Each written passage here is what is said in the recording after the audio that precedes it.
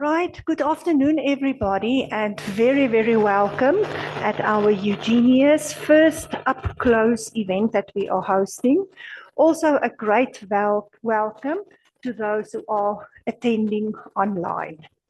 Right, our UJenius Club coordinator was to do the welcome and the first introduction, but he's running around to make sure that you get something for the throat before you leave, just to drink. Okay, right. So very welcome here today. So I want to say that this is the first opportunity for you as UJenius students, unless you're in the same faculty, to meet one another in person. You are all on the WhatsApp group that Monwa is running.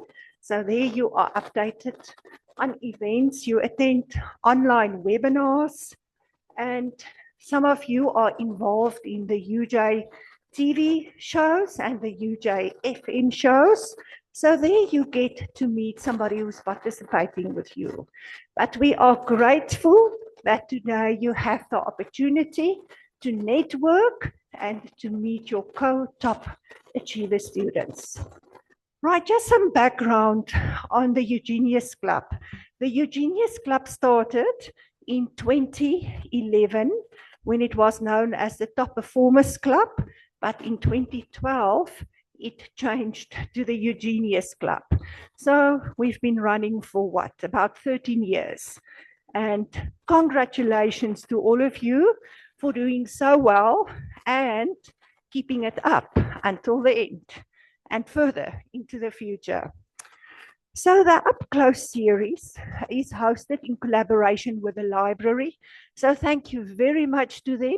They are the library staff members. Thank you very much for collaborating with us and for availing this venue to us. Now, what is the Up Close? Luckily, it's not a close up on you, but it is to bring you close and to introduce you to professionals and thought leaders in the University of Johannesburg. And we would like them, we have planned this series and we hope to host another one in August, September and October.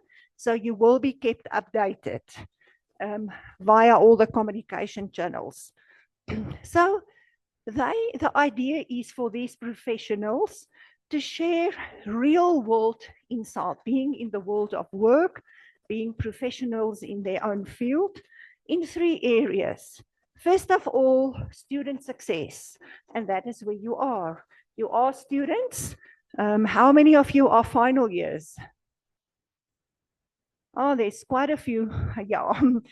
And who's first years? Quite a few, great. So from the word go in your first year, you are going to be given insights on how to have a successful student life and to keep this great performance that you have been showing up to now, to keep it up and going. And then the second area is career development. Not each presenter will speak on the same topics, but it will prepare you in that area. And the skills and the information and the knowledge that you acquire by doing your course, by attending sessions like this, already shapes you for your career. And for those of you in your final year, you might continue with your studies or you might transition into the world of work. And we want that to be a smooth transition. So you are going to get success stories and ideas and information how to make that transition smooth. And when you work into the world, when you walk into the world of work, already, you know, to make an impact there, to be self-confident, willing to learn, because you're going to start learning.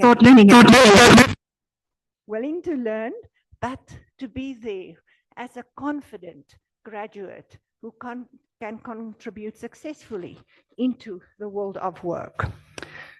Right, so our presenters will offer you the opportunity to learn from their individual journeys that they will be sharing with you, from their experiences, and of course, their expertise. So we have invited speakers also for the months to come from academic development and support. Right. Are you aware of the different centers in academic development and support? Just to give you a quick overview, there are 3 centers in academic development and support. And firstly, where does academic development and support, where do we fit into? So we are in the UJ structure, parallel with all the faculties, the 7 faculties and the college. Right, so, and heading us is the DVC academic, Prof. Saham Khan. So we are all working towards developing and supporting you in your academic life, and also to make sure that you have holistically, that you are successful. So the first center is PsyCAT, the Center for Psychological Services and Career Development. The psychological services are for staff and students, and career development. So those of you in your final year wondering where to go to next, make an appointment with PsyCAT and have a discussion with them and make sure that you are on the right road. They are not helping you to find a job, but they might give you some tips and hints about getting into your career. Then we have CAT, the Center for Academic Technologies, where I'm from, and Monwa, our UJenius coordinator. And the UJenius office is run from CAT. And lastly, we've got our Academic Development Center. The Academic Development Center hosts the access programs, the extended degrees. It offers academic literacy modules, developing reading and writing skills in the different faculties. You know, if you're a science student or an engineer student, you know, communication might come in another way. So it's to help you to develop those skills. There's the writing center that they have. They have writing consultants on all campuses. So you are welcome to make a booking with them to help them in your writing of your academic work. Right, so these are the 3 centers, and the last center that I've named, Non-Academic Development Center, is where our guest speaker, Dr. Graham Dampier, he works in that center. He's a senior manager there. So before I hand over to him, allow me to introduce you to Dr. Dampier. So he's involved, and ADC is also involved a lot in student success. And he's involved as a senior manager in quite a number of student success projects. And he was also a house warden. And I said to him, I think, therefore, he understands the psyche of students much better than others of us do. So it is great to have him here. Then he is a researcher, quantitative and qualitative, and he has published quite a number of papers, varying from different fields, from the poetry of Yeats to the need for invariant measures of intelligence. And Dr. Dampier is also holding a PhD in literature and is due to graduate soon. Good luck with that large stretch, with a PhD in philosophy from the University of Pretoria. So thank you very much for your time, Dr. Dampier, and over to you to share your wisdom. And we will also allow for questions and answers afterwards, or if there's a burning question in between. Thank you very much. Over to you. Thank you, Francie, and also thank you for the warm welcome to all of the UJenius Club members. The one thing I didn't indicate to Francie when she asked me to write up a short bio was that I was also once upon a time the coordinator of the UJenius Club. And that is, in fact, just before the orange carpet got merged into the UJenius Club as part of the intake. So yeah, I've done my rounds in terms of that sort of work. And I thought before I tell you a bit more about myself, because obviously there's more to it than what I've said so far, and also to what Francie has said, I want to read a quote by a very famous German philosopher. Yes, he's old, white, and he's dead. But he said something very interesting that I want to center the talk that I'm going to do with you today around. Okay? He wrote at some point that you should not be afraid of somebody who has a library and has read many books. You should fear someone who has only one book.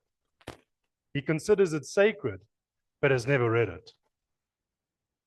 And I think part of what I want to say to you today, in terms of all three aspects of what we are going to be discussing today, student success, career development, and the last one was world of work, reading. I know you're going to think, oh, someone's going to talk to us about reading, but it is very important. And I want to explain why. Because even though, you know, I have a PhD in English literature, I also have a master's in English and a philosophy master's, and now I've recently finished a PhD in philosophy. I'm not saying this to brag, but I'm only able to do this because I was very lucky. When I came to UJ, and please don't consider me old when I tell you when I came here, but when I came to UJ in 2001 as a first-year student, yeah, I don't look it, right? I look younger than my age. That's what I'm going to take that laugh as meaning. When I came here in 2001, I was forced into studying something I didn't want to do. My father said to me, God rest his soul, that you should go and study accounting because there's a future in that work. You know, accountants make money. They also count money, and counting money was a bit boring for me. When I left school, what I wanted to do, in fact, was I wanted to go study criminal psychology in Bloemfontein because I come from a small town in the Free State called Virginia, a mining town, right? But that wasn't to be. In fact, I spent most of my childhood wanting to do only one thing with my life. That was my plan. And I was to play cricket. And I was good at it. I won't lie. I think I had talent. But at some point I realized, no, there has to be more to my life than just wanting to play cricket. So I started reading at the age of 18. So it's something I did before. I never read books as a kid. I would read Sports Illustrated magazines, mainly to look at the pictures, but I was never a reader. Reading wasn't something that I was brought up to do. There were no books in my home. My parents never read to me. I had one childhood book that I still haven't read to this day, that my great-grandmother gave me when I was a young boy. But I never read. But at the age of 18, I decided, okay, let me give this reading thing a chance. And the first book I read was a book by an Irish writer called Angela's Ashes. And it's about this guy who grew up in a very poor sort of neighborhood or poor lifestyle as a kid in Ireland and then moved to America and met his wife. Very, very silly story. But what he tells you about Ireland when he grew up was very heartbreaking. White people in Ireland grew up dirt poor to the point where they at some point shared a mattress as a family of 5. And they had to move from home to home because they were never able to pay rent, to stay in a particular place. And eventually they moved into a place where they had never been before, and they were all sleeping on a mattress that was infested with fleas. And I learned from reading this book that what you need to do when you are sleeping on a mattress that's infested with fleas is simply to turn it around, because they can't jump through the bedding, right? That's a silly example. So anyway, I came to UJ in 2001. I went to a residence that Monwa also went to, Mr. Shezi also went to, called Opiruf. Anybody here in Opiruf? Right, so when I came to UJ in 2001, it wasn't called UJ even, it was called RAU, die Rand-Afrikaanse Universiteit. My father, as I said, sort of coerced me into coming here. I didn't want to be here. But what I encountered as a first year was difficult. We were initiated in ways that I think, the students today aren't. We were really treated very poorly. And I failed not one, not two, not three, not four, not five, not six, not seven, but 8 of my 10 first year modules. Who studies BCom accounting? The only 2 modules I passed was marketing management, 1A, and commercial law, 1B. I failed everything else. I F7. I was kicked out of the university. I had no future. So my plan was to actually join the Red Cross and to go to Bosnia-Herzegovina, which at the time was going through a civil war. And my father said to me, no, you'll go back to UJ and you'll beg them to take you into the arts faculty. That's what the humanities faculty was called back then.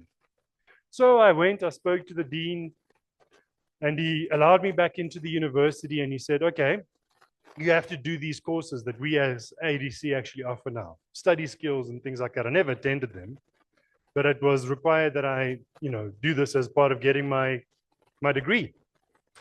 And luckily, I was able to get my degree in 3 years, even though by the time I had done that, I was a 4th year student because my first year was completely wasted. But I didn't fail another module since. And for some reason, I really liked this thing called studying because reading became something I started to enjoy. And in fact, what I registered for when I joined the BA faculty was a qualification called BA in language practice. I don't know if anybody here is doing that course. And the only reason why I chose it was because when I looked at the list of jobs that you could do with that qualification, it was the longest list. So I figured it was the safest option. That was literally how I chose my degree. It wasn't because I had an interest in English and Afrikaans as languages. I mean, I had read, but I wasn't a voracious reader, and I would read storybooks, That's why I was interested in criminal psychology, because the best books out there are always going to be crime thrillers. Am I right? Or love stories. And I wasn't really into love at that time. So I did this course. I got my degree in 3 years. I did an English honors. And then after that, I decided to do a master's in English. And I discovered in my 3rd year, I encountered in my 3rd year, a wonderful academic here at the University of Johannesburg who was a scholar of William Butler Yeats. And interesting thing is, I didn't actually read his poetry. I more read his thinking. So the story goes like this. Yeats was 56 when he got married. And the way he chose his wife was by actually doing like a series of proposals to see who would actually agree to marry him. His first option was his long-term muse, who had written many poems about for decades. And she said no, because it was like the 4th time that he had proposed to her. So he thought, okay, she said no. So he then proposed to her daughter, who said no. And then eventually he decided to marry a woman who was literally 25 when he was 56. And the reason is that she, not only because she said yes, but because they both belonged to a very secret order of mystical practitioners called the Golden Dawn. It was a quote unquote magical society. And what they would do is they would engage in all sorts of covert and clandestine rituals in order to try and heighten their spiritual awareness or their spiritual abilities. Now, his wife was what we referred to as a medium. Do you know what a medium is? They can speak to spooks.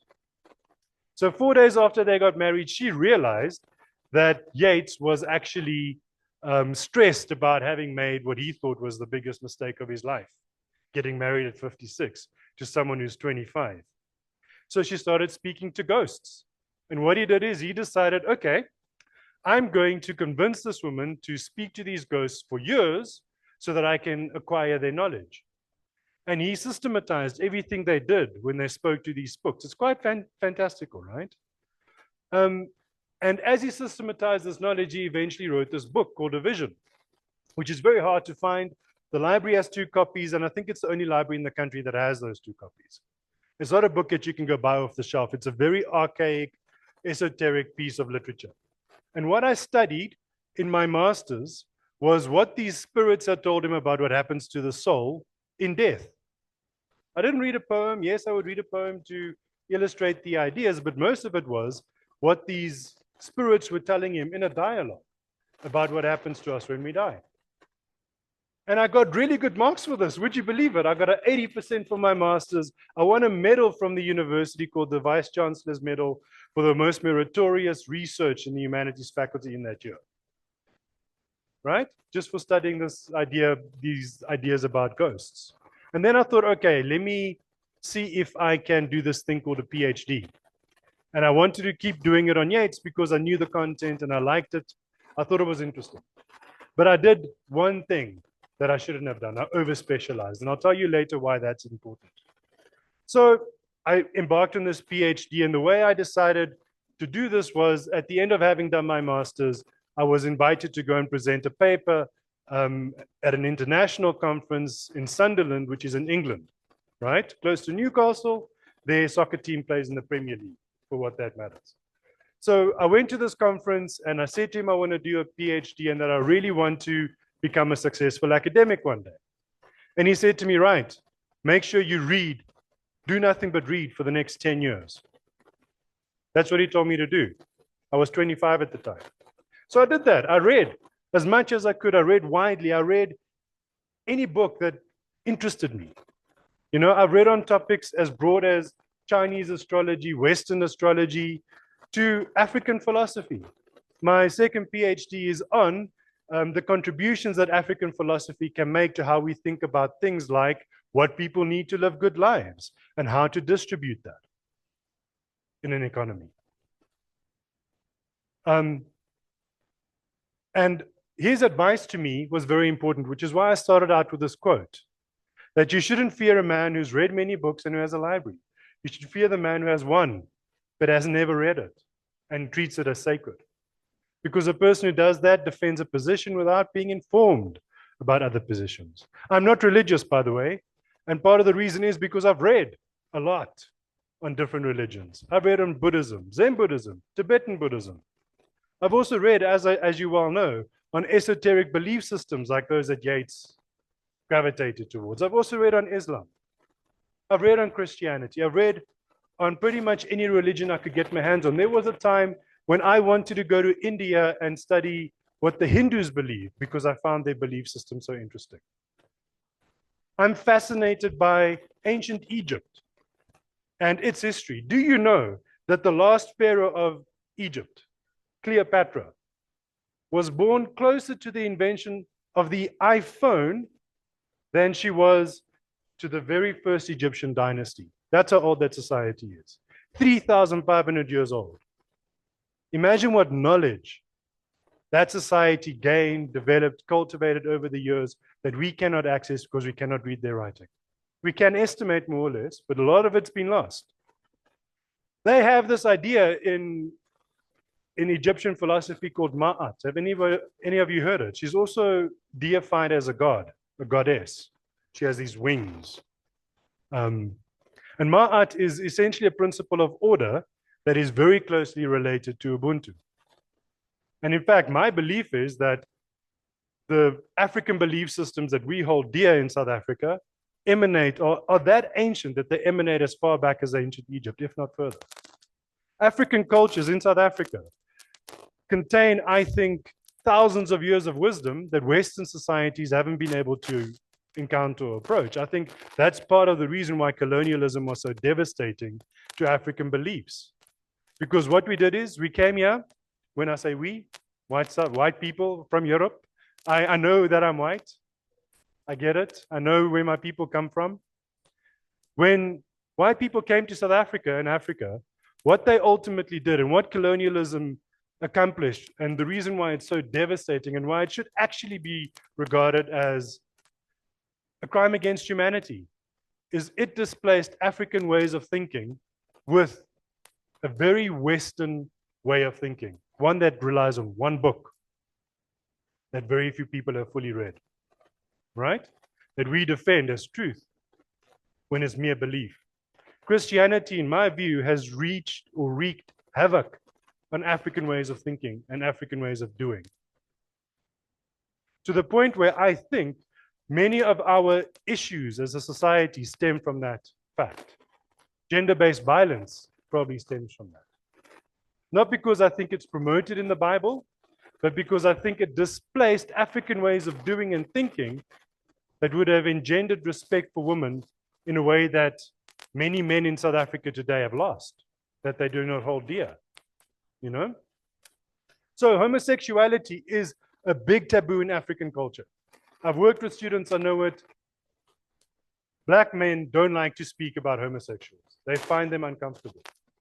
But it would surprise you to know that in Shaka's Amabuto, which was his army, the men practiced on one another.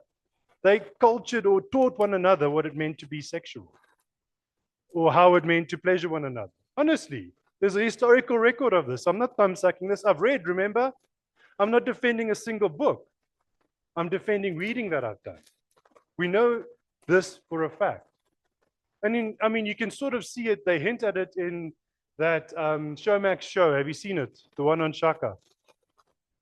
Shaka Lembe, is that what it's called? Very good show. Very well acted, I must say. My wife and I love watching it. So what the message to you is that you need to read and you need to read widely, not so that you can hold radical and controversial views like I have, right? That's my personality. The reason why you need to read broadly is so that you are sure that when you speak from a position of being informed and not from a position of defending a belief that you have no validation for, right? That is the first thing you need to do to succeed academically as well. Students who don't read don't succeed. So to some extent, I might be preaching to the choir. I'm assuming that the reason why you are all UJenius students is because you read very well. But the question is, and I don't want to ask you to put your hands up because I know that people don't really like responding to that sort of thing. But I'm willing to bet that very few of you read things outside of your course materials. And that is an error. Because you need to read widely. If you do so, you develop neural plasticity and the ability to read widely, with meaning, with understanding, at a better rate. That is why reading is important. And it's important to read storybooks, yes. To read religious texts. There's nothing wrong with being religious. Please understand, I'm not saying that there is, right? The point is not to defend something with only one book, but to defend it from the position of being informed. I work very closely with somebody who is deeply religious, and he's read as widely as I have. We debate religion all the time, and every single time we do, he has a very reasoned argument for why he believes in God and why he believes that Jesus is God, right? Which is not to say that I don't. I just have a very more complicated view about religion, right? And in fact, if I can say, bottom line, the reason why I resist religion is because the Immorality Act, do you know what the Immorality Act is? Who doesn't know? So during apartheid, there was a law that banned white people and black people from getting together, loving one another, and having children. It was called the Immorality Act. In fact, it was considered immoral for a white person to have sexual relationships with somebody who wasn't white. Didn't you know this? All right, so technically speaking, under apartheid, I would have gone to prison because of who I love. And that's part of the reason why I can never be comfortable around religion, because religion was used to justify that law. And in fact, when I spoke to my father about the fact that I love a black woman, he asked me, what are your children going to look like? I promise you. And he literally said to me, in the Bible, it says monkeys and crocodiles cannot mate. That's what he said to me. God rest his soul. They even asked an uncle of mine to try and, have that conversation with me. And I said to him, stop, man. Like, I'm not about this. I love who I love. There's nothing you can do to dissuade me. This is a person who speaks to my heart, not to my head. She touches my soul. That's why I love her.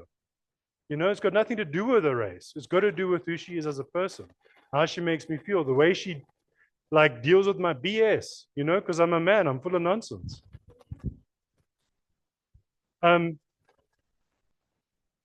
Right, I went really off topic there. My point is that it's always necessary, I think, to broaden your perspective and understanding of things. I'm not saying that religion is bad or that Christianity is bad. I do think that it has had negative effects on African people all over the continent, without doubt. But I do think that it has some value. People feel meaningful or find meaning from going to church, singing, worshiping, and praising. I get that. Good on them. Let them do it. There's also a feeling of safety knowing that you will be forgiven for your sins, or that if you live a good life, you will go to heaven, right? I am of the belief that, hell is other people, but heaven is also other people, as John Paul Sartre once said. And in fact, I've even read a book by Zulu Sangoma. Do you guys know him? Kodo Motwa. Right? He writes 2 books, one of which I haven't read. So I'll also tell you when I haven't read something. He writes a book called Indaba for My Children, which I own but haven't read. But he writes a very fascinating account about how he became a Sangoma. It's called The Zulu Shaman. It was written, obviously, for an international audience. And he says something so wonderful about human beings. He says that the human soul is lodged perfectly between light and dark, good and evil. It's caught in the middle. And the only thing that's left for a human being to do is to decide what it wants to be. Heaven and Allah is within us. That's how I see it. That's the conclusion I draw from that. It's how we live our lives, it's what we make of ourselves, it's how we approach difficult situations in life, but also how we cultivate our mentality, right? So the one thing you do have as a UJenius student, I'm willing to bet, is something that an American psychologist by the name of Angela Duckworth refers to as grit. You have the ability to go through a subject that's difficult, to stick with it, to keep learning, to keep studying until you get it right, until you are able to get that 80% or that 90% or whatever marks you get. That's what grit is, right? Grit is also F7ing, like I did, and continuing to study until you get somewhere in life, to continue working at yourself, to continue developing yourself, to face challenges head on, and to tell yourself that even if I don't succeed the first time, I'll try until I eventually do. That is what student success is ultimately, right? You as a student will succeed. Yes, we as an institution will provide you with a lot of support, a lot of care, a lot of measures that might help you improve as a student in order to succeed. But ultimately, whether or not you succeed comes down to whether or not you have the grit to go through the process that you need to go through in order to succeed. Being a UJenius student doesn't come to you like this. It's something you work for. Am I right? Being admitted into the university on the orange carpet similarly would have required you to work hard in high school. There's no doubt about it. The challenge, I think, for especially those of you who have just entered the UJenius Club or who are maybe in it during your second year, is to maintain your status as a UJenius Club member. It will require hard work from you in university to get the marks you need in all your subjects in order to become a club member. There's no doubt about that in my mind. It's not going to come naturally to you. It does to some people, but most of you are going to have to work hard to get there, right? And I can say that the more you read outside of your course, the more you will develop the ability to understand what you are studying better, without doubt. I mean, I know that reading has changed my life only for the better, but it's also made me a clearer thinker. It's also made me a good speaker. I'm a very shy person.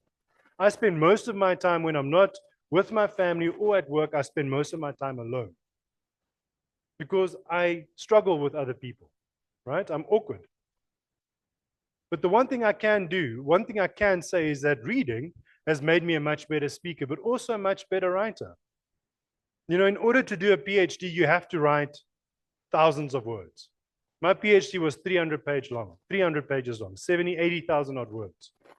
But I had to write myself. I had to spell check it all myself, you know? Don't have anybody doing that for me. One day you guys are going to get there. One day one of you will stand up here and say, you know, I came to UJ in 2016 or 2021 or whatever the case may be. And most of the people standing in the audience will look at you the way this guy looked at me and will say, really? Like you're that old already? It's going to happen. I hope and pray that one of you will speak to a UJenius Club in the future, 20 years from now, telling them your story. And I hope you'll remind them to read. Because it is fundamentally, especially in our day and age, the most important skill you can cultivate. Reading would not, how do I put this? Mathematical ability develops through reading as well. Because you have to be able to read mathematical problems in order to understand them, right? It's a form of reading. Maths is a language, by the way. I don't see it as a separate thing altogether. I view it as a language. And when I encourage people to research how to teach people to think mathematically, I ask them to go to linguistic theories about how we learn a language. A PhD student that I supervised actually did that, right? But reading, if I can come back to that point again, helps you do a lot more than just understand what's being written on a page. It helps you think, right? It helps you think in various ways. There's vertical thinking, right? What happened before? What happened? What will happen next? What can I think will happen later on based on what I've read? But there's also lateral thinking. How does this remind me of what I read there or what I want to solve over there? You know? Some of the most influential psychologists in our history didn't only read psychology. They, in fact, read mythology. Has anybody heard of Sigmund Freud? So Sigmund Freud and various psychologists actually used Greek myths to explain what they thought was going on in the human psyche. That's what reading does, right? If you read broadly, it allows you to bring ideas from different disciplines into what you're reading about in order to make sense of it better. Because what reading ultimately is not just about decoding words, it's about making sense of the world in various ways. By the way, would it surprise you to know that there is a center in your brain that is activated whenever you read? It's called the brain's letterbox. And it's something that is evolutionary predisposed in us, right? Because fundamentally, we are primates. You know that, right? We are all monkeys. We've descended from different primates. We have the same abilities now that we had 500,000 years ago, when we were all stuck in the savannah trying to find our way through what was then a deep, dark, and dangerous world. And in order to do that, we needed to read the terrain. We needed to know when a dangerous predator might have been walking through the same path we were walking, right? Or if we were hunting, like the Khoisan still do, we needed to use that center in the brain that we read with today to read the environment, to know where to look for the clues we need to uncover to track the animal that we need to hunt for in order to eat. It's something that we have been biologically predisposed to do. And ultimately, the more you read, the better that center in your brain becomes. And it's something that doesn't just affect your ability to read or decode words on a page, it affects your ability to think laterally, to be creative, to foresee what will happen in the future, to think imaginatively, and so on. That's why I regard it as the most important skill. But as students, you will know of this thing called AI. How many of you are using AI? Don't put up your hands. How many of you are using AI to do work and take what it says as fact or as true without reading into what was being said? Many of you are probably doing that. You're accepting that AI is giving you the right answer. But recently, ChatGPT recommended that somebody use glue in a pizza recipe to make the sauce stick to the dough. And can I tell you why I did that? Because in one Discord server, on Reddit, one person posted a recipe for a pizza in which he said, if your sauce doesn't stick, use super glue to glue it together. And ChatGPT literally spat that out as what should be required in a recipe because it doesn't know what glue is, right? But we do. Thankfully, we know what glue is. I would definitely not put it on a pizza. But my point is that if you're not reading well into the future, your ability to untangle fact from fiction will be severely hampered. But not just that, your ability to relay what is factual as opposed to what is fictional will be greatly hampered by not reading. And in the future, when you go to the workplace, it's going to be very different from the one you and I walked into, Francie. I remember when I was in varsity, all of our assignments had to be printed out and submitted physically. Most of you are probably submitting electronically now, right? It's different. Yes, we had Microsoft Word, but it wasn't half as capable as it is today in terms of diagnosing spelling errors, sentencing errors, or whatever the case may be. It didn't help us write the way it does, today when you guys write. We also didn't have smartphones. I still had a phone with buttons. The game I used to play on my phone was a game called Worms, where you would like eat these little dots and the worm would get longer and it would go faster around the screen. And you had to just keep playing it until you ate the most amount of dots. That's the games we played on our phones. We couldn't take photos with them. We still had to have photo cameras. I remember a friend of mine like walking around. We went to a party one day and he had like this thing around his waist and it was attached to his photo camera because that was the only way we could take photos. You guys just do this now. I mean, a photo was just taken of me now. Right? And now what AI is able to do is if you wanted to, you could send it a photo of me and say, show me a photo of this guy riding a horse, wearing Scottish attire. And it can do it like this for you. It can create that image for you now. The world is changing quickly, people.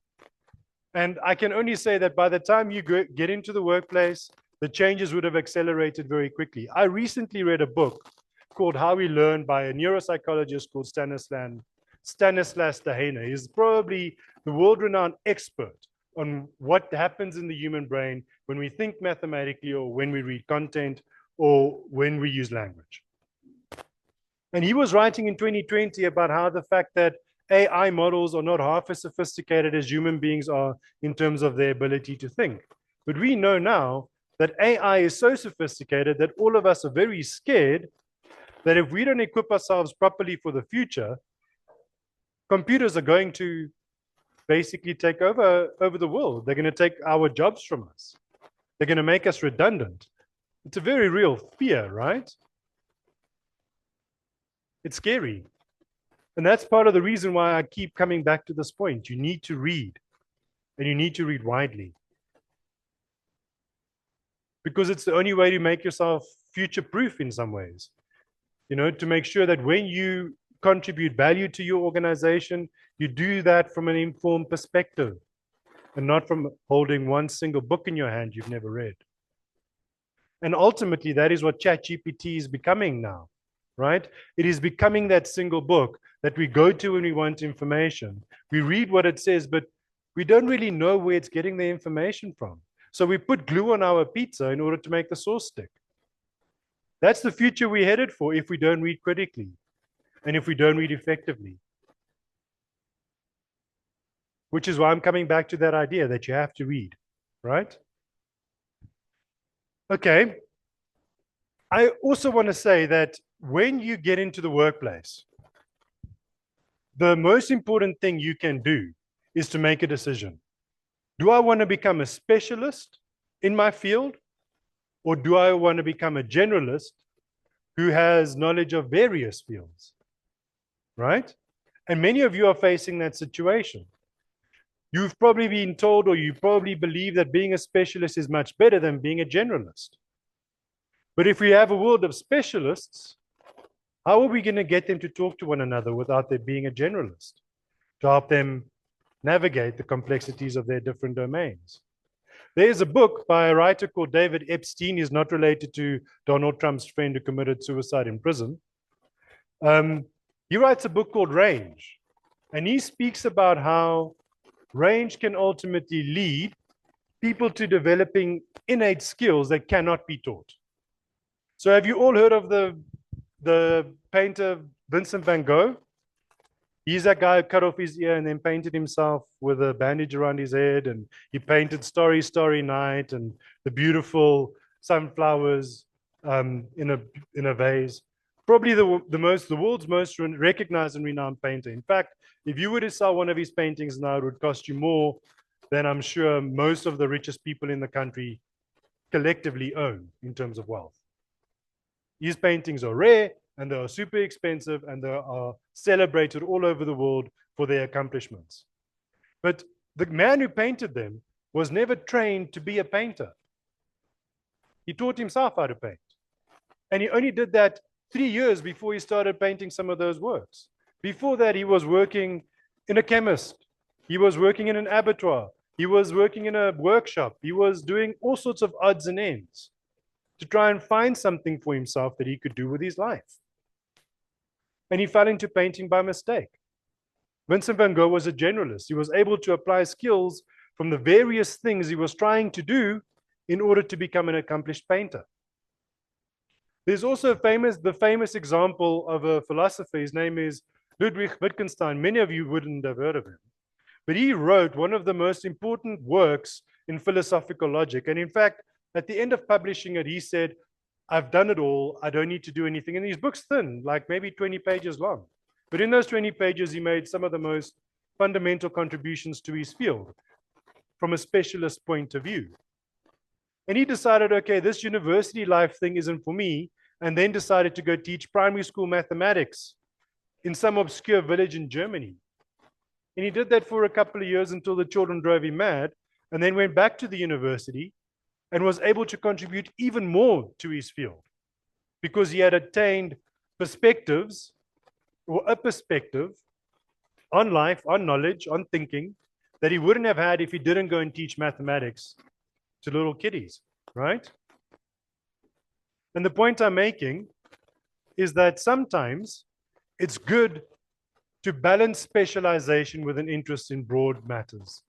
Make sure that when you read broadly. Don't only read to become an accountant or to become a lawyer or to become an engineer. Read broadly. Inform yourself on many things in life because it's the only way to guard yourself against being misinformed, people.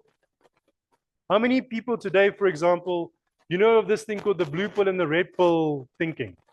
I've heard of red pill thinking, right? It's these misogynistic guys who want to tell you about how to approach a woman. I can tell you now that most of them are wrong. You don't approach a woman the way that Tate dude says you must, right? You don't think about the world the way he says you should. You have to develop your own thinking by reading broadly. There's also this guy, Joe Rogan, right? He's a right-wing influencer who has all sorts of views about the pyramids and who built them. Do you know that there is this theory that they propose that there was once, just before the last ice age. You know what an ice age is? That's where the world cools and, it starts snowing all the way basically down to the Sahara. The Sahara Desert was, in fact, and we know this geographically, covered in greenery. It wasn't a desert at some point. It was actually a very lush and fertile, well-watered area of the world. Climate change obviously shifted that and resulted in the desert we have today. They believe that 12,000 years ago, there was a civilization living on Earth that was able to navigate the entire globe and settle everywhere. And they justify this belief by putting evidence together that is at best circumstantial in order to present this narrative. And people believe it.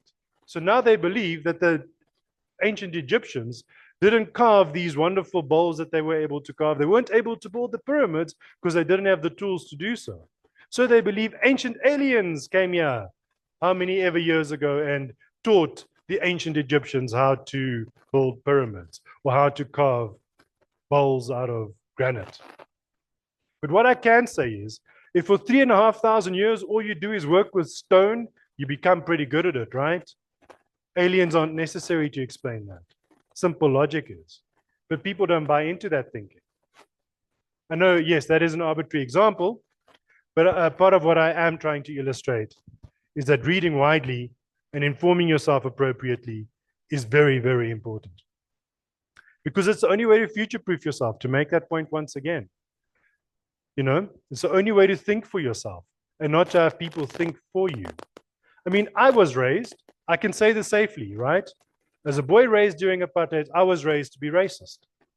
My entire society, my teachers, my parents, everybody around me was teaching me to be a racist. And it's only through reading that I was able to develop my own view of who we are as people and of what it means to be a South African living in this place and what colonialism was and what it did to the people who live here. Right? And to some extent, what I'm trying to say to you is that The only way to overcome ignorance is to read.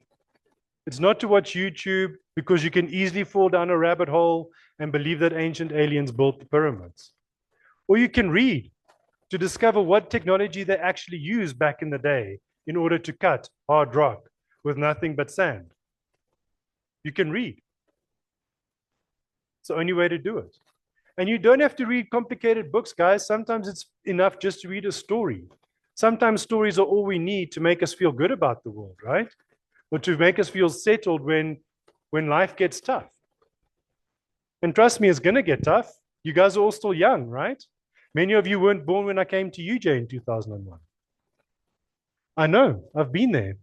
I know how difficult it is. What was the third thing that we needed to speak about?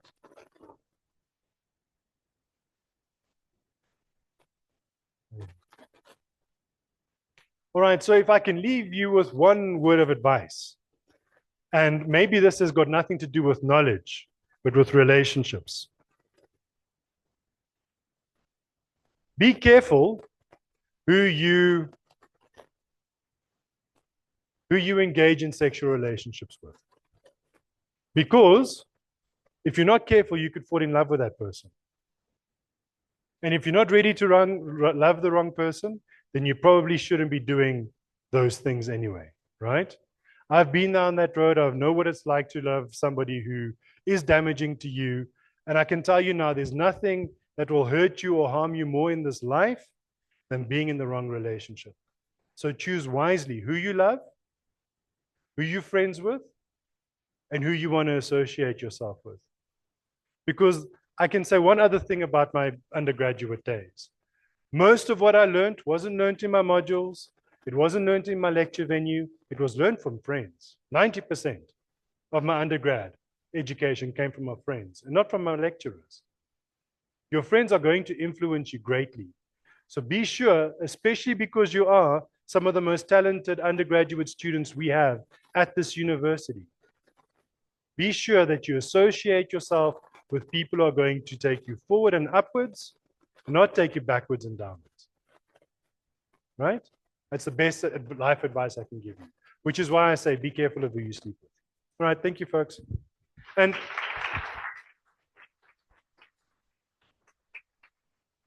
look, I am happy to answer any questions, and I am here for as long as you need me to be. But I don't want to prolong this because I do think that you would all probably benefit more from speaking to one another than to me. So yeah, any questions?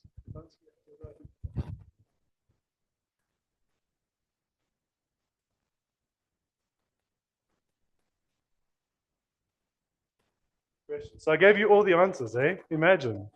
See what reading does, eh? You talk for an hour and people just know everything you want them to know. They don't even get to ask you questions afterwards. But seriously, folks, is there anything that's making you wonder about the future? Your future as students? Yeah, go for it.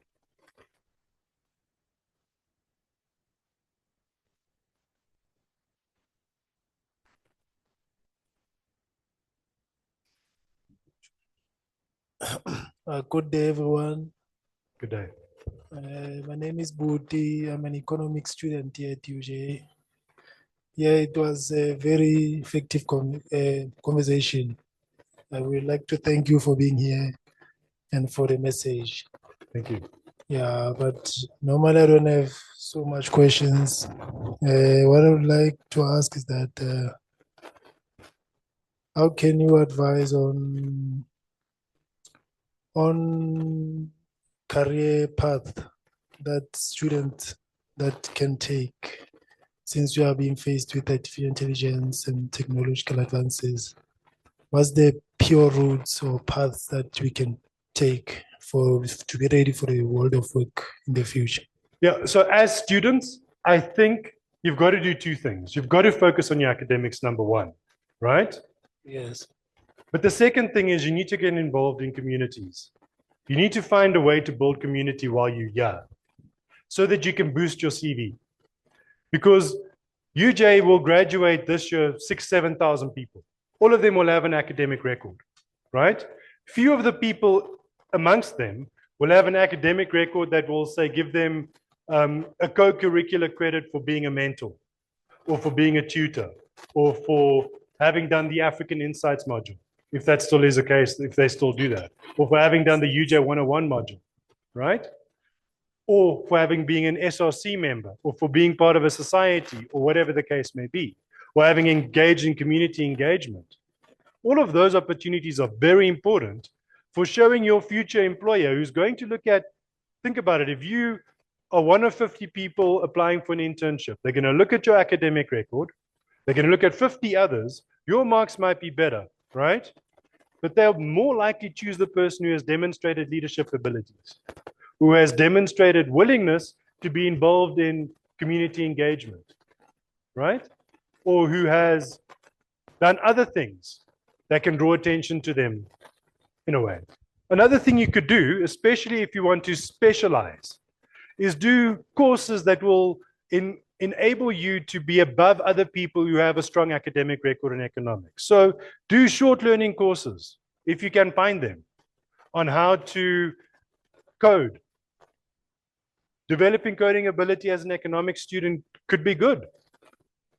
Or you might want to branch out after economics and do, say, a postgraduate diploma in the drafting and interpretation of contracts, because that might be important as an economist. Or you might want to do a qualification on data science, because economics is becoming more and more informed by that. So you've got to think about your career trajectory, but also think about what can complement the formal knowledge you are getting in your degree, be it through associating yourself with others, or be it by learning more. There's nothing wrong with only studying. You don't have to do leadership if you're not a leader, you know? But you can also boost your CV by doing additional courses during and after you've completed your degree that will add to your profile as a student.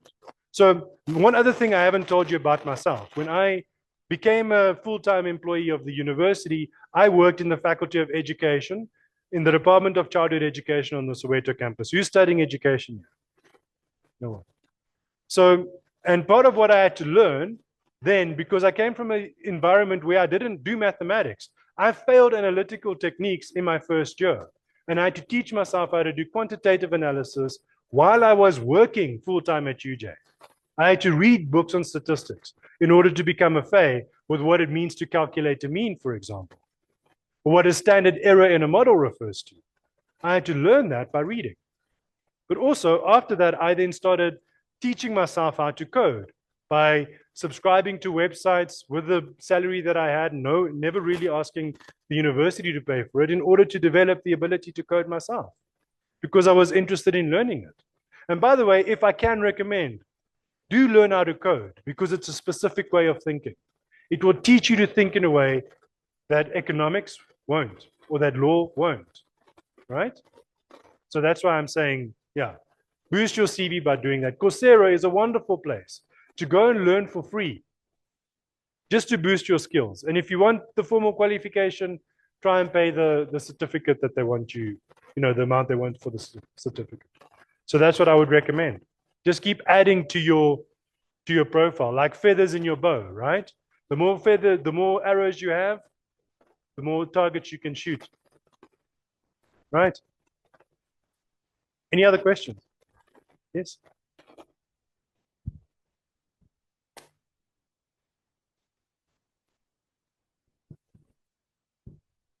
Thank you. Good afternoon, everyone.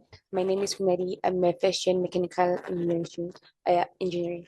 So I want to know, after the life which you've lived, I'm starting from 18, like, what made you to have this zeal for learning? Because I mean, you never had any interest. Like, didn't you have this thing of, oh my goodness, what's the point of learning this thing? By the way, I'm just this person. So like, what kept you going? What kept you to see this thing of what you can become? Well, so I knew one thing when I finished my first PhD. I knew the university system was changing. I knew that as a white male, my opportunities were going to be limited. Let's face it, we need black academics in prominent positions. I accept that, right? I'm actually for BEE as long as it benefits people who aren't politicians or their families, right?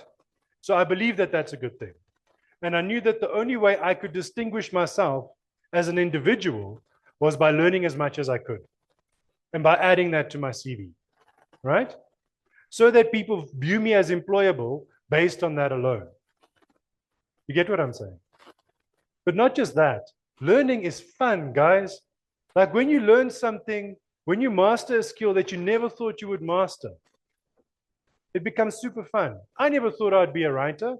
I was never taught to write in school. In fact, I almost failed what was then called Standard 9 and which is now called Grade 11 because I had a very bad English mark. But I started reading in matric and got a B. My second highest mark, my highest mark was for accounting. I got a B plus, right? And that's why my father forced me to do accounting. But as I say, I wanted to become a criminal psychologist.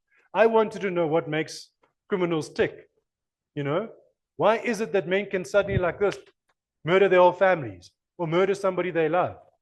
Why is it that we lose someone like Karabo Mokoena to a sociopath? What possesses him to do that? I wanted to know what the answers to that was. I haven't obviously been able to do that because my career never went in that direction. Maybe when I retire, I'll do a degree in criminal psychology. Who knows?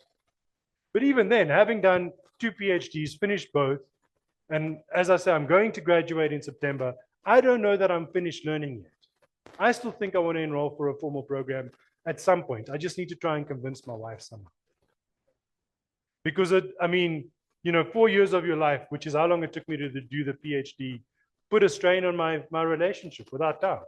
I had to work. I was working full time. So I woke up literally sometimes at 1, 2 o'clock in the morning to write and to read. That's the commitment it was, you know, I was required to put in. I couldn't work at night because I have my family sitting next to me. I'm not going to go and read, you know, a theory of justice or something like that when my son wants my attention and he wants to play with me. I couldn't do that. So I had to buckle up. I had to wake up at 3 in the morning religiously, almost every day, in order to complete the PhD. And it wasn't easy. I mean, I never did philosophy as an undergrad. I only did it in master's and then in PhD. So I didn't have like half of the skills philosophers needed to have. You know, so all I can say is I love learning. I love learning new things. Cooking too. I can bake breads. I can make pizza because I love learning skills. But I also really love washing dishes. You know? Yeah, my wife really loves me. Eh? I'm a good husband, fella. You know, I try and make myself useful around the house so she doesn't get rid of me. But yeah, so that's what I would say. Cultivate a love for learning. Because as a mechanical engineer, there's nothing stopping you from building a musical instrument that will make you famous one day. You know? So there's this way of brewing coffee. It's called Chemex. No, AeroPress. Have you heard of this? So it's a plastic contraption. You put coffee in the top and they filter papers and you let it stew. And then you take a plunger and you push the coffee out. An engineer built that, right? Because he loved coffee. He was so obsessed with coffee that he wanted to find the purest way of extracting coffee from ground up coffee beans. Not because anybody told him to, but because he had an interest in it. That's what engineering is, right? You can do so much, and it depends on what you read. Because you'll get ideas from reading. In fact, some of the most important inventions in our lifetime happened because somebody read a science fiction book. I mean, I don't know if you guys look, I don't really like him very much. I think he's actually a very silly man, but he's very accomplished. Elon Musk. Most of what he's accomplished at SpaceX, Tesla, and other places came because he read science fiction as a kid. His politics are messed up, but his technological brain is phenomenal, and he doesn't have a degree. He's read profusely. Even Bill Gates, I mean, Bill Gates every year recommends the 50 books you should read in 2025 or in 2026 or whatever. CEOs of companies don't just read spreadsheets or reports from the people who work for them. They read books, people, and they read them like this. Our vice chancellor reads like this. That's how he became what he is, right? Through reading. No one said to him, yeah, become vice chancellor. He had to read, he had to work hard to get there. And that's what you will be required to do. If you want to develop a love of learning, you better start loving reading because it's the only way to go. Any other questions? Sorry, yes. Fun and you, sir. I'd love to know to what extent can lack of clear communication skills affect your ability to get a decent job, even if you've got, I mean, even if you are technically proficient? So look, next to reading, communicating effectively is one of the most important skills. But being articulate is different from communicating effectively. Let's just make that clear, right? Communicating effectively means being able to take an idea and describe it in the simplest way possible so that others can understand it. That is what clear communication is. It's getting your point across elegantly, but also in few words and without confusing people, not like I've done today, right? So I'm not a clear communicator, but I know that if you read more, your ability to communicate will definitely be enhanced. Because you will come across a word and you'll think, what's this word? How do I pronounce it? And then you go and Google and it will pronounce it for you. Like, I'll never forget, I was once on a date with a girl and I saw I saw this truck going past and I saw this prawn or crayfish on the side of the bus and I saw this word crustacia.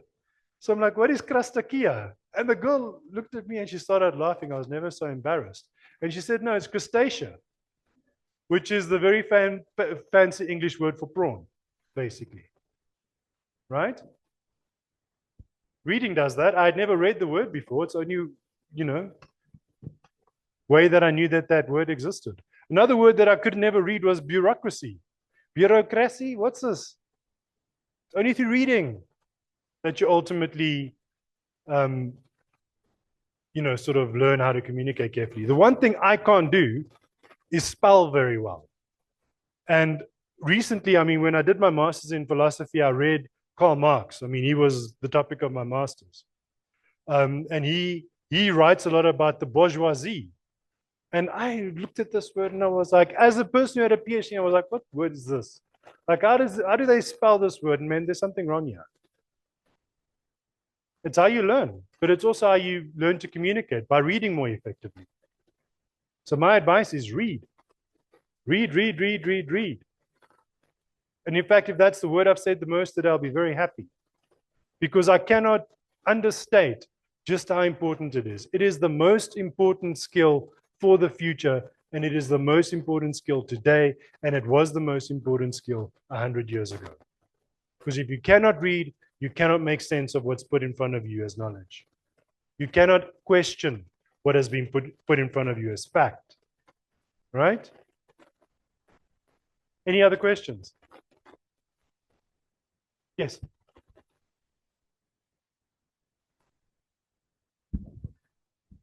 Hello, thank you. Hello, my name is Zippo, and my question is, when you apply, right, and then you get to the interview stage, how do you get past the gamification tests, like those tests where it's just games? Do you know any websites to practice or anything like that? Are you talking about competency tests? Competency tests.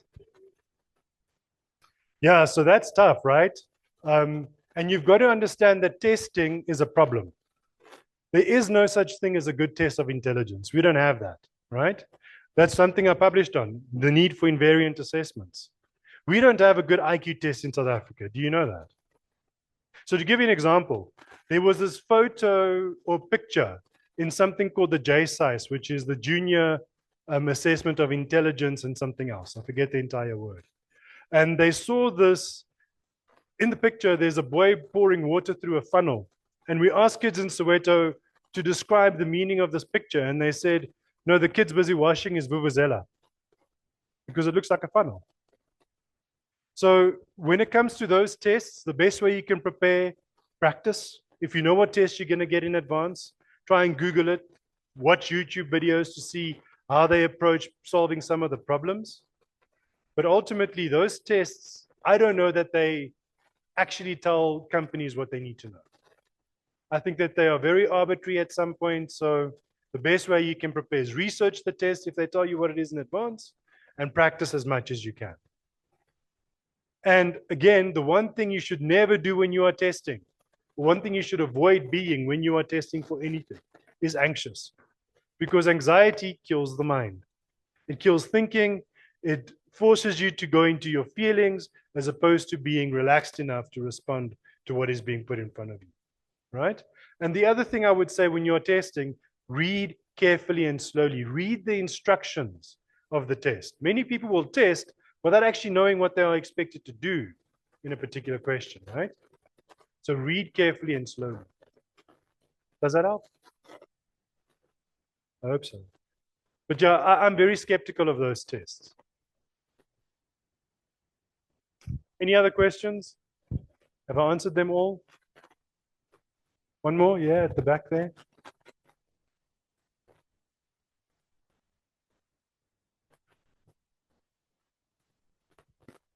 Hi. So my question is, for someone who doesn't like reading, how would you like advise someone to start reading? Yeah.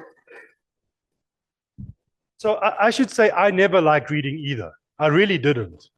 I mean, there's a reason why I wanted to play cricket and why I only really started reading in matric, right? Because I never encountered a book that actually interested me, right? That I found interesting. And I can tell you that if you want to develop a love of reading, then you need to become interested in people, right? Because there's nothing better than reading an interesting person's story. That's all I can say. That's what got me hooked on reading. Reading up on what it was like to grow up in Ireland when Irish people were dirt poor. That really fascinated me. But also read to inquire about yourself more deeply, right? One of the things I've read was palmistry books, so I can read palms. I used to actually practice at the student center when I was still a student, because it's a good way to meet girls. But when I read about palmistry, I also read about my own character, right? But there are other things that you can read. Psychology books really help you understand yourself better if you read the right ones. Or if you are trying to figure out what is this thing called life and what is my purpose in it, then you should read. And you should read widely on that topic too, because when you read about the meaning of life, or about what the meaning of life could be, you develop a deeper sense of what it ultimately means to be alive, right? So that's why I say develop an interest in a topic and just consume yourself with it. Make sure that it consumes you in a way. Throw yourself into the topic. It's the only way to develop depth in your reading too. So if you want to know about Zen Buddhism, don't just read one book about it. Read 5, right? Because 5 might lead to 10 and you might really cultivate a sense of what it means to be a Zen Buddhist. If you want to read Christianity, read books on Christianity. Many books have been written on this. Sorry, where do you come from? Eh? The Congo. Well, there's an interesting place. What language do you speak? You Swahili and? So where in the Congo is your family from? Do you know? Kinshasa, so from the capital. So, I mean, one of the things you might want to know more about is what was done to your people during colonialism. I know it's painful, right? Especially for Congolese people, because the Belgians really didn't treat the Congolese very well at all. Read up on them. But there's also very interesting books in the Congo. So I recently read a book by a guy called Tim Butcher. It's called Blood River. And what this guy did is he decided he's going to go on a boat down the Congo River, one of the least navigable rivers in the world, right? It's difficult to travel via the Congo by a boat because of how sort of unpredictable the landscape is in the Congo, right? The Whitewater River Raft or the White Rapids are very difficult to navigate. There's also a lot of crime and violence happening in and around some of the areas within Congo. What this guy did is he landed on Lake Malawi. Is it Lake Malawi or Tanganyika that the Congo River feeds into? No. He landed in a town called, I'm blanking out on the name. It's very close to Rwanda, in fact. And he met a Congolese guy. They got on a bike and they traveled to the source of the Congo River. And there he got onto a boat and made his way down to Kinshasa, basically, by a boat. And he tells an interesting story about his experience. I mean, he almost died there. He was almost kidnapped by rebels. He was almost caught up in, fighting between different rebels. He was also almost caught up in a landslide and all sorts of funny, interesting things. But in the process, he also tells you about the Congo, about the politicians that have actually ensured that Congo will never be rich because they sold out their people for the sake of being wealthy themselves. So he speaks about Mobutu, for example, and the wonderful city that he built in the jungle, which has now become overgrown with weeds and trees. Find out about your country. I think there's a lot to discover in the Congo. It is, if you ask me, the heart of Africa. There was a book written about the Congo. It was called The Heart of Darkness. Have you heard of it? A Polish writer who eventually started writing in English by the name of Joseph Conrad wrote, it's this very thin book, wrote a book about somebody going up the Congo River and ultimately trying to steal ivory from the local population. He does describe African people in very racist terms, so be aware. But it is a very interesting book in that it gives you a sense of what the Congo was like as colonialism happened, what the people had to suffer through as a result of it, But there are also very interesting books written by Nigerian writers. Have any of you heard of Chimamanda Adichie? She's actually sampled in one of Beyonce's songs, isn't it? She writes really wonderful books. The Heart of a Yellow Sun is about the Biafran Civil War. But she also writes a book called Americana, which is about an immigrant moving to New York and trying to reckon with what it means to be an immigrant, a black immigrant, African immigrant in New York. And she speaks a lot about just braiding her hair or having her hair braided by somebody who runs an African salon in New York, which is an interesting topic. You wouldn't think that a white male would want to read that, but I've read her books and I find them fascinating. So read up on her. There's also a lovely book by a guy called Obioma. That's the surname. It's the one I know. It's called The Fisherman. If ever you can read The Fisherman, people, you will not be disappointed. It's a wonderful book. And lastly, by a Nigerian writer, The Famished Road, Ben Okri. So it's actually a book about, I would say, African mythology and the way it sort of factors into everyday life. I would highly recommend anybody read that. It's thick. It will take you time to invest in, but you won't be disappointed. So I think my point, and I'm trying to illustrate it by rattling off these books, is to become interested in a topic, in a subject, and read as much as you can about it. That doesn't mean you have to read every book cover to cover. You might pick up a book and say, this is not for me, put it down and then read it later, or find a different book to read. The point is to always try and find something that will interest you, because I can guarantee you, if you start reading, you will find that book, even if you don't like it. I never liked it. Sometimes I still don't like reading. I get lazy. I'm a human being. But when I can, I try. It's important. Okay, I think I'll stop there.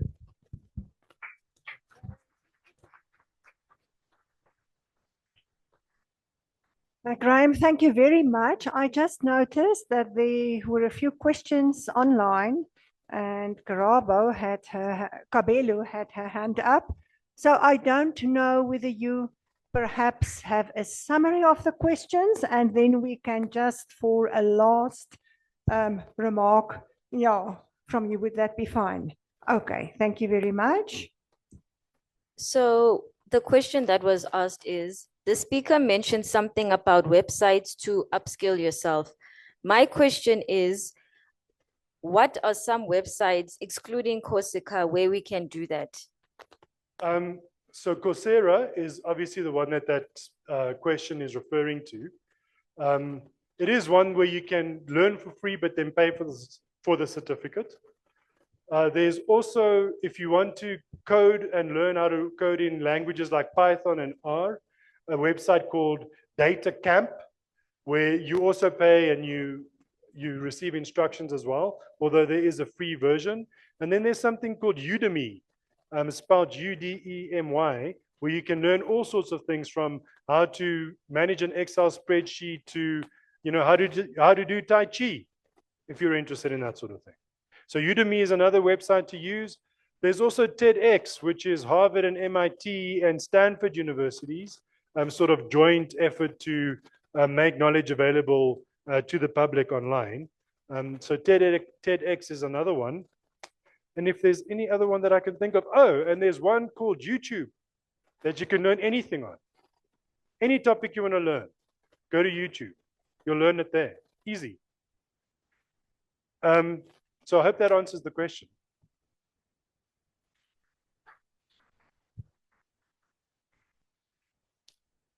Thank you very much. Is there can we take a last question from is that a question? All right, thank you. And Kabelo, I suppose you forgot your hand is up. But thank you very much, everybody. And then, Graham, thank you very much. We would just want to give you something small to thank you for your time. And I'm sure you've all have like a brain stretch this afternoon, and I'm sure our Congo student, you're going to start reading and love it. So thank you very much, Graham. We truly appreciate it. And then Monwa, I want to thank, okay. Let's get a nice photo as well. Right, thank you very much, Graham. Thank you. Monwa, thank you very much for all the effort you've put into organizing this event. We really appreciate you. And I'm sure you as UJenius students appreciate him doing all this hard work, keeping you connected. We thank you very much. Monwa, can I just give over to you just for a closing remark and opening the networking session for the students. Thank you very much. All right. Just thank you again to all of you who have come to this event. We're all very thrilled to have you here at this venue, but just to thank the organizing team. So to the UJ Library, really, we appreciate your support. So the UJ Library has been very fundamental in this event. So thank you so much to the organizing team and specifically to the team here with us at this event today as well. And most especially to our speaker, Dr. Graham Dampier, a very fascinating talk. And when we were thinking about speakers for our series of networking events, I think Graham, Dr. Dampier stood out for us because, you know, to be just as a fact or interesting thoughts. So Dr. Graham has actually worked with the UJenius Club in the past for many years. So he has a very keen eye on, you know, what to kind of, you know, talk about, but also just in terms of his experience with working with top students. He has, you know, demonstrated that he really can inspire students. So really hope you have taken a thing or two from his talk, because I sure have. And, you know, to you as well, who've made it to this event, really appreciate your attendance. And we hope to see you again as we have a few of these for the rest of the semester, where we also have other great speakers. So just as a note, we have refreshments for you on the side here at this venue. So obviously to our online audience, we hope to see you in future at the library to network, because this is ultimately a networking event. So we really hope to see you in the next one. But to our physical audience, you're welcome to help yourself to the refreshments at the venue. And there's also tea and coffee as well, if you're not keen on the other refreshments. So just with that, thank you so much to everyone again. And maybe just as a note, because I know if we don't mention this, to the online courses that you can take. So UJ does have UJ Digital, where we do have free online short learning programs. So we do also invite you to check those out as well. I know our VC will not appreciate us not mentioning that, because that is a huge project of the university to make you know, education accessible. So through our free online short learning programs. And yeah, so with that, without wasting any more time, please help yourself, enjoy yourself.